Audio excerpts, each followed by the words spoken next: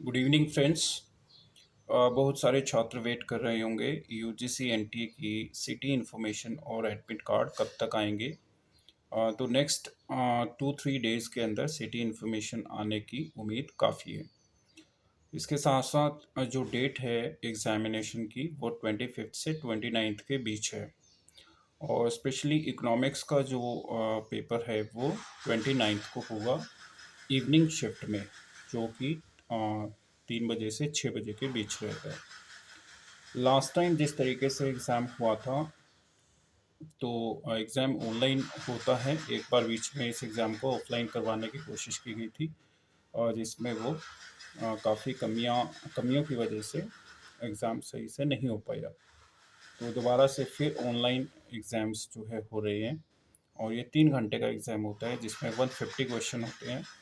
और paper one में 50 question होते हैं क्वांटिटेटिव एप्टीट्यूड टेस्ट करने के लिए, और जो 100 क्वेश्चन होते हैं वो आपके मेन सब्जेक्ट से होते हैं। और कट ऑफ जो होता है कंबाइंड कट ऑफ जाता है, इसमें कोई नेगेटिव मार्किंग नहीं होती है। लास्ट टाइम की अगर बात करें तो जो एग्ज़ाम हुआ था उसमें मैंने भी एग्ज़ाम क्लियर किया और काफ़ी स्टूडेंट्स जो एज के दायरे में आते हैं, जिनकी एज 31 से कम है जीआरएफ कैटेगरी में, या फिर 34 से कम है ओबीसी कैंडिडेट्स के लिए, तो वो जीआरएफ अवेल करते हैं, जीआरएफ फैसिलिटी उनको मिल जाती है। और आप अगर आगे पीएचडी करते हैं तो उसमें आपको स्टाइफंड स्कॉलरशिप की जो है काफ़ी मदद मिलती है। इसमें डीयू के एडमिशन के रिगार्डिंग एक लास्ट वीडियो मैंने आपसे शेयर किया था, जिसमें स्टाइफंड तकरीबन 46,000 के आसपास स्कॉलरशिप मिल रही थी जीआरएफ में। और जो कैंडिडेट्स जीआरएफ नहीं होते हैं तो उनको भी स्टाइफंड मिलता है ऐसी यूनिवर्सिटी में जैसे टीयू है या फिर जीएनयू है। तो वो भी आप देख सकते हैं उसकी वेबसाइट्स पे जाके। अभी जो एग्ज़ाम होने वाला है 25 से 29 के बीच, आप लोगों ने काफ़ी तैयारियां की होंगी।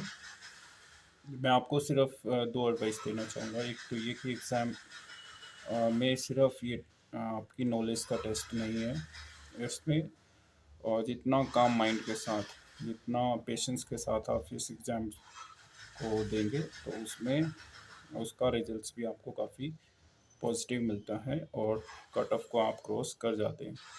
लास्ट टाइम की अगर मैं बात करूं तो मेरी प्रिपरेशन बहुत ज़्यादा अच्छी नहीं थी।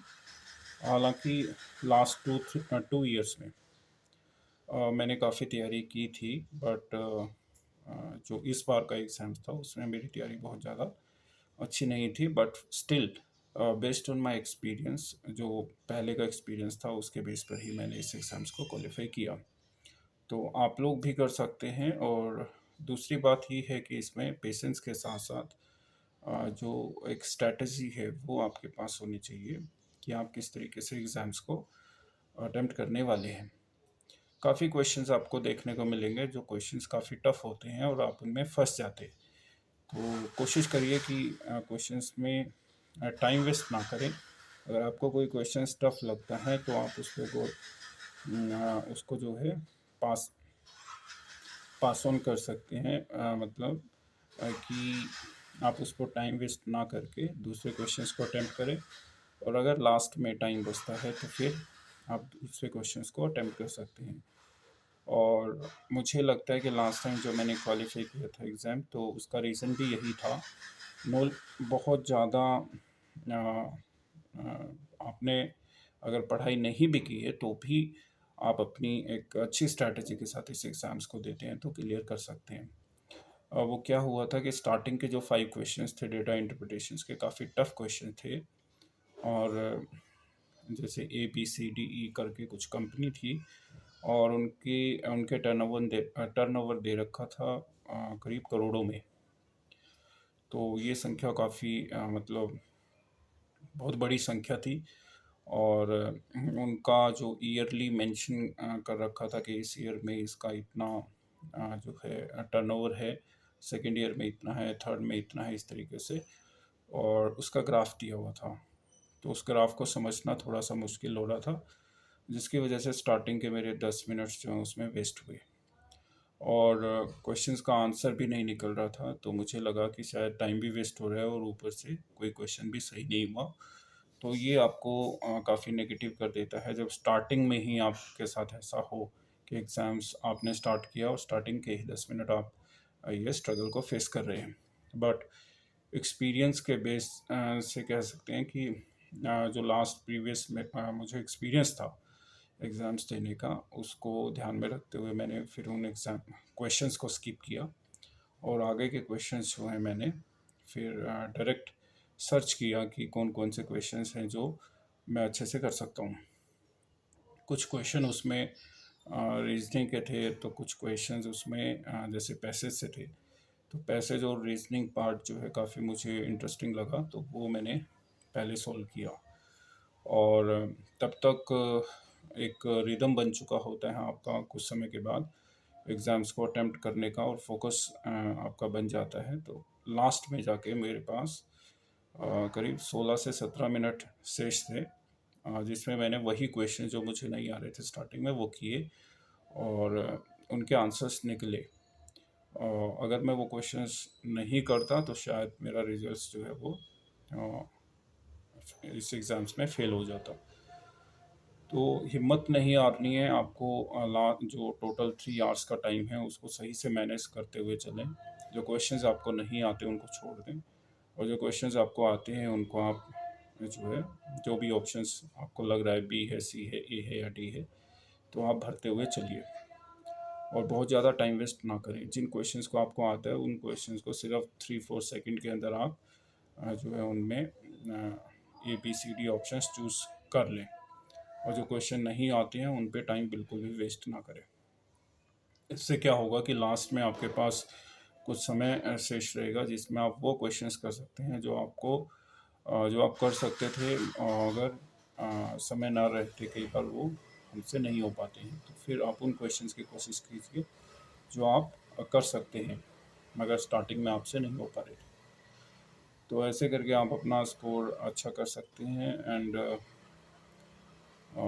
बहुत सारे स्टूडेंट्स होंगे जो फर्स्ट टाइम दे रहे होंगे इस एग्ज़ाम्स को, तो अच्छे से जांच लीजिए अपना सिलेबस और एग्ज़ाम्स का टाइम अपना नोट कर लीजिए, सिटी इन्फॉर्मेशंस और वो सारी चीज़ें आप जो है एक बार अपने एडमिट कार्ड को जब आप डाउनलोड करेंगे तो साथ साथ जो है वो सारी चीज़ें देख लें कि आपका सेंटर कहाँ पर है। और सेंटर से कोशिश करें कि आप 1-1.5 घंटा पहले पहुँच जाएँ, क्योंकि वहाँ पर भी आपका जो कुछ स्क्रीनिंग वगैरह होती है, तो वो प्रोसेस में कुछ टाइम लगता है, 10-15 मिनट तकरीबन, और फिर जो है आपको अंदर सीट पे भेजा जाता है। बात अगर मैं आपको क्लियरली बताऊं तो किसी तरीके का प्रेशर ना लें। बहुत सारे स्टूडेंट्स आपको सजेस्ट करेंगे कि आप काम रहें, पेशेंस दिखाएं। मैटर ये करता है कि आप एग्ज़ाम को किस तरीके से अटेम्प्ट करते हैं, दैट्स इट। बाहर एग्ज़ाम सेंटर से बाहर आप किससे बात करें, क्या करें, उसका बहुत ज़्यादा फ़र्क नहीं पड़ने वाला है। जो मैटर करेगा वो ये मैटर करेगा कि एग्ज़ाम में आपकी स्ट्रेटजी क्या है। तो जो पेपर 1 है, 50 क्वेश्चंस वो सबके लिए सेम होते हैं, तो उनमें कोशिश कीजिए कि आप एक अच्छा स्कोर कर पाएँ। और कई बार ऐसा होगा कि आप बहुत अच्छा एग्ज़ाम्स करके आए हैं, फिर भी आपके जो स्कोर जो है वो उस अकॉर्डिंग नहीं आया। और जैसे लास्ट टाइम मैंने जो दिया था मेरा स्कोर काफ़ी कम था, जो इस बार का स्कोर था उससे तकरीबन 28 मार्क्स कम थे। तो 28 मार्क्स का जो गैप था बहुत ज़्यादा हो जाता है, और पेपर 2 में ख़ास करके मेरा स्कोर काफ़ी कम रहा।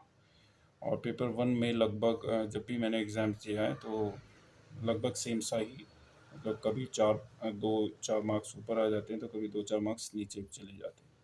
बहुत ज़्यादा वेरिएशन उसमें नहीं होता पेपर 1 में।